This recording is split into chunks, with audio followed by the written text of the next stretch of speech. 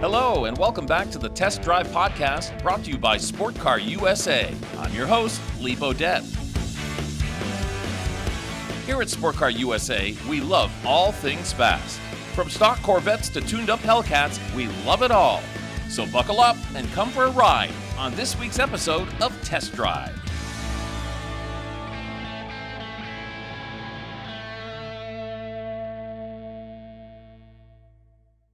Hi, everybody. I'm Lee Bodette, your host of this Test Drive podcast. We want to welcome you back. With me is Scott Nickerson from Sport Car USA. Scott, good to see you again. Good to be back again. I'm the host of Test Drive on the YouTube channel. Been on the radio for over 55, 95 years somewhere. No, actually been on the radio for over 40 years. I do a show called the Sunday Morning Radio Flea Market on 98.9 WOKO. Been doing that for many years, about 35 to be exact.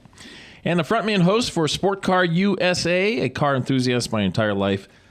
Pretty much, absolutely, 100% love automobiles, and doesn't matter what they are. Just like you, Scott. Yeah, we like them all shapes and sizes.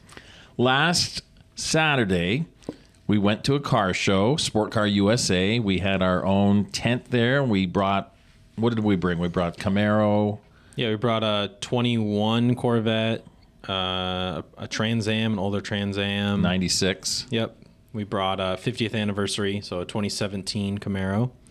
And what was the last one? Oh, yeah, GT500, or 350. 350, yeah. 18. So Sport Car USA was very well represented. It was called the Old Derelict Car Show. They used to have it at St. Albans Bay. We're talking Vermont, of course. And this year they moved it to the Georgia Beach in Georgia, Vermont. The first event of its kind there. I thought it was well attended, and we had quite a few cars there. Yeah, and it was for a really good cause, too. It was for Camp Tecumseh. So really, at the end of the day, that's what it's all about, getting out there with the cars and representing a good charity. Yeah, Camp Tecumseh is a camp for kids that have cancer so they can experience the camping life like you and I would. It's a wonderful experience. It's a 2-week camp. And the kids go there, they just forget that they have cancer and that they're sick. They just have a wonderful, wonderful time. Yeah, it's an awesome place. It is, and we're just really proud to be a part of that. So the Old Derelict Car Show, we were located in the back. They had vendors throughout the, not a facility, but the grounds, I guess you'd say. Bunch of baseball fields. It really was and is. There were 3 or 4 baseball fields. We were located in one of them, and then up towards the road, they had all of the cars lined up. What kind of vehicles did you like in particular, Scott? Well, there was quite the range, which is what I like about these shows. Is They basically, it was like anything with wheels. So they had motorcycles there. They had, classics, Model A's, you name it, all the way up to modern muscle, which is, kind of our thing. So I loved all that stuff. It's just cool just seeing a range. And when people build stuff, I know we were able to present a couple awards. Right. For best General Motors vehicle and then best Sport Car USA pick. And I know we picked a beautiful Corvette that was handmade basically from everything. Scratch. Yeah, pretty much scratch. Just about everything. Just hard to believe. Yeah. And it was a beautiful car. So there's a wide range of stuff, which is why I like these shows. I would agree. I think it's great to see the passion that the owners have with these vehicles. Mm-hmm. And we talked to a lot of people during this podcast. You're going to hear some of the interviews that we did with them. We had that Corvette that you're talking about that was built pretty much from the ground up. It was like a charcoal gray. Yeah. Just outstanding. A 73 Mustang that was outstanding. Is that the Mach 1? The Mach 1, yep. Yeah, and he's won multiple awards no matter where he goes. He always wins awards. This was a show that did not really talk about awards too much. They gave out a few awards, but the whole thing was just getting out, enjoy the weather, and enjoy the cars. It was, besides our showcase that we had, it was one of the first shows of the year, too. So a lot of these people, if they weren't able to make it to our show, this is one of the first few times that they've probably taken them out and driven them. I know that, I believe someone we were talking to, this was the first show, the car show that car was at. Yeah. They had first time driving it, basically, was... Yeah. The thing is, living in northern Vermont, which is where Sport Car USA is based, is difficult because we probably get 3, maybe 4 months a year where you can take your cars out and enjoy them and not worry about salt and Right. Some people, who knows? yeah. Some people get a little crazy with theirs. I know we talked about it before, but there was a guy, I think a doctor in the area you were saying, who drove a Corvette year round. C8. Yeah. Put winter tires on it, and there he goes. Yeah, I would never do that. But yeah, our season's a little bit limited here for sure. No question about it. One of the great sights at the show, the Old Derelict Car Show this past weekend that I saw was the sighting of 2 Vipers. 2 Vipers came in from Canada. Of course, Canada's not very far from St. Albans, Vermont. Really? About a 15-minute ride. And Montreal, I guess, is like 50 minutes away from here. 2 brothers, not just brothers, they're twins. Yep. And they said they had to get twin Vipers, if you will. Yeah, I know that we were finishing up an interview with one person, and those rolled in, and they started revving them, and they sounded great. I'm like, okay, we definitely have to talk to those guys, because we got our 94 Viper, and that was the first time I'd seen one in person. So I was like, oh, 2 more. Yeah. And we talked to them and invited them to our showcase, which unfortunately was supposed to be, as you're hearing this today, but it's canceled. So unfortunately, we don't get to see them. Expecting some thunderstorm activity for our showcase, second showcase of the year for Sport Car USA, and that is scheduled for tomorrow. But again, as Scott mentioned, we did have to cancel it because of the thunderstorm activity. It's been a crazy week of weather here in the North Country. Yeah. But those guys, they were saying they were going to come to our July show, and apparently they're part of a Viper Club, which is 30 or 40 other Vipers, which is super cool. I can just imagine, just a whole section that's all just Vipers. Yeah. Varying generations and colors. And there were a lot of people there that had never seen a Viper in person. Yeah. Sure. Like we always talk about, they're just the Matchbox car that everybody had, but you don't really get to see them a lot in person. It's kind of like when the Red Sox won the World Series for the first time in 2004. And I get this analogy where I'm going. When the Red Sox won the World Series in 2004 after 86 years, right? Mm-hmm. But from 2004, they've won 3 others, I believe. If you're young, all you remember is the Red Sox winning championships. You don't remember those 86 years because you weren't born yet. Right. And I kind of relate that to the cars that people are seeing at these shows where they've never seen a Viper before because of their age in particular. That's really cool to me. Yeah, they're so interesting. And we talked to them, and who knows if they'll ever come back, but they're iconic for sure. And I'm a Yankee fan. I know. I was going to say, you're telling the story. I'm like, I'm telling that story. Must hurt. It really does because ended the streak. Oh my goodness, we won't go there. That's for sure. I'm a Sox fan, so Oh, well, we'll just move on then. We mentioned some of the interviews. We talked with the brothers, the twins, about the Dodge Viper. So let's see what they had to say.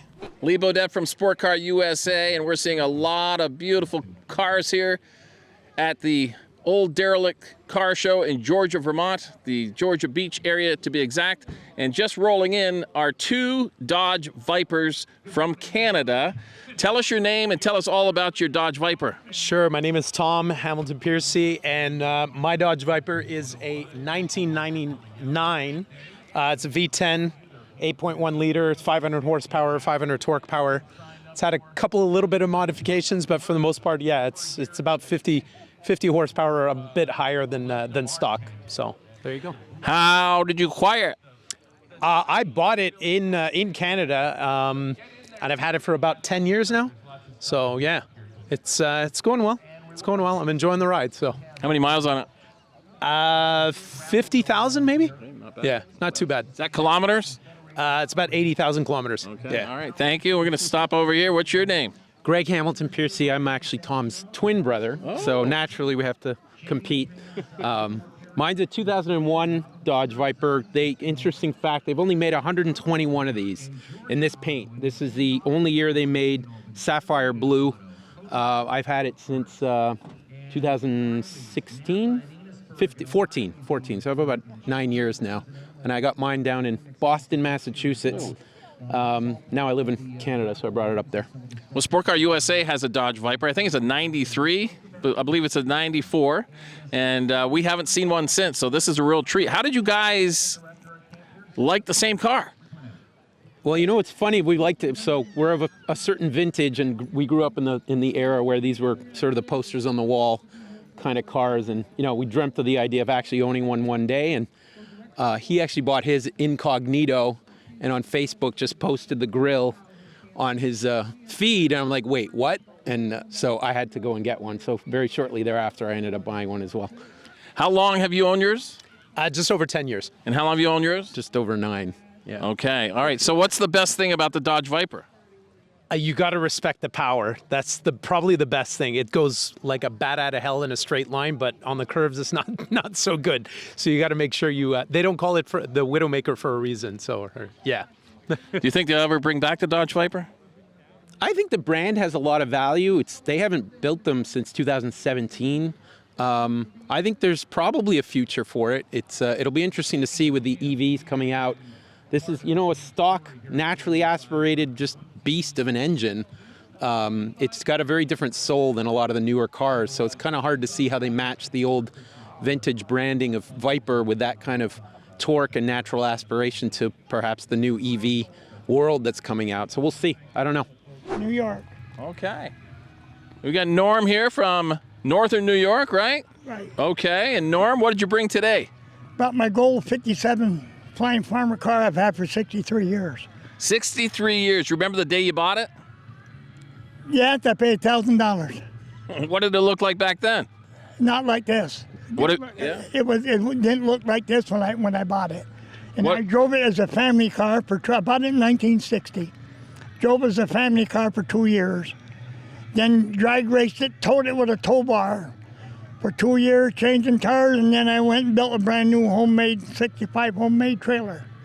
I sent the engine down to New Jersey. Yeah. The engine in it, the bottom part, came with the car. And sent down New Jersey, and it come back as a 283 Bodette to a 302 and the 16th. The reason they did that because of the 302 Ford parts won't fit. And it's got all the goodies in it, roller cam, 327 Corvette fuel injection heads with 202 stainless steel valves, 514 gears in the rear, Muncie Rock Crusher 4-speed with a 254 low gear, 13-inch clutch, and the 8th mile, I do 85 miles an hour in 5.90 seconds. And the quarter mile, I run 114 and 1440. I've been to 7 track, but now they're all shut down, so we don't go much more. Sounds like you know this car inside and out. Oh yeah, I come out of the hole at 7,000 RPM, shift at 9. Takes me just as fast as I can move my hands. And my right foot goes down, I shift 3 times, my foot don't move. My gas foot don't move. How many times have people offered to buy it from you? A lot of people, Yeah. a lot of people. We went to one show down in Schuylerville, to a cancer show like this. The guy had a motorcycle. He asked me what I was offered for it, and he got up to 100,000 and quit. I says, why? I told him the history of it. He says, I wouldn't sell it either. I've had so much entertainment with the kids. Yeah. I went to Milton, Vermont, right across, not very far from here. I went there 14 times, won 14 times. She holds her own with any of them for the size of it. That's a Milton drag race? Milton Drag strip, yeah. Drag strip, that's gone now. Right. We had a reunion when Mr. McCormick, a couple of years ago, I think he passed away. Yeah. And we went there for that.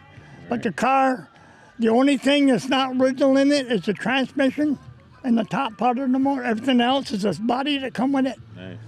Well, Norm, thanks for talking about your car. It sure is a sharp one and a fast one. And the kids like it in the parade. See, what we do, we cancer. My daughter had cancer. So that's when we took it out of hibernation, had it restored. And we got cancer ribbons, cancer flags and everything in the parade. And the kids love the little horses on the doors. They love it. And that's what I get a kick out of. Then they take pictures with it and they think it's and then little kids think that's but it's, that's why I did, because of the kids. And I see your hat. You're an Army veteran? 28 years. Thank you for your service to our country, Norm. Welcome anytime. Thank you very much. You're welcome. All right. We have Kevin Fisher from Williston, Vermont. Kevin, this is one unusual looking Corvette. What are we looking at? It's a custom 1969 Stingray Corvette that was built by my brother Bob and myself over the last couple of years. How'd you decide on the color? It actually, believe it or not, was the color he came up with. We just kind of mixed it and it came out, and it actually works. It actually came out very well. You said it's customized, so tell us about the customization. Well, the car is basically got a 350 motor that's got over 500 horse. All the suspension is Global West control arms, upper and lower, as well as the rear. It's got coilover shocks. So we kind of went through. If you look at, there's a lot of little touches we did with like the radiator support and a lot of things throughout the car in the interior. So and when we did everything on the car, we actually did. I noticed the radiator is a bit slanted. Yeah, we actually, if you know C3s at all, they're like a big bubble on top of it. So what we did, we shaved that down, and if you notice, we did some of the newer C7, C8 touches that are on the car for badging. So it's like an old versus, mixed with the new. Well, speaking of new, let me ask you, now that you're a Corvette owner, you customize this Corvette, what's your opinion about the C8 Corvette? Well, I think the C8 Corvette, as far as for the money, is the best bang for your buck. If you want a car that's a high-end sports car, the rival like a Ferrari or something of that nature, it's an awesome car. Now, if you're a true purist Corvette person, Yep. That mid-engine, I think, they're struggling with that a little bit. Right. But when you look at the car and you get in it and you drive one of those, it's a fantastic car. Chevrolet did a great job with it. They really did, and this is absolutely stunning. It's absolutely beautiful. We hope you can attend one of our Sport Car USA events coming up the third Friday of every month during the summer. Okay, here we are. Tell us your name and where you're from. Wayne Costello from Milton, Vermont. Wayne, you have a cherry red Mustang. Tell us all about it. Well, it's a 67 with a 2019 Mustang running gear. It's got a Coyote 5.0, 10-speed automatic. It's got hidden twin turbos down underneath, all custom interior, custom trunk. And that's about it on her. Sport Car USA, we specialize in modern muscle car. This isn't modern, but it sure is muscle, Wayne. You want to see modern? Come on. Yeah, let's see some modern. All digital dash, touchscreen. I didn't even know that. How's that look? I like it a lot. How long have you owned it? Oh, I've owned this for 2.5 years. I just got it out. I just finished building it. Any other modifications in the future? No, this has got everything. It's got heated, air-conditioned seats, paddle shifts, navigation, electric windows, door locks, theft, air conditioning. Even got stuff done in the trunk.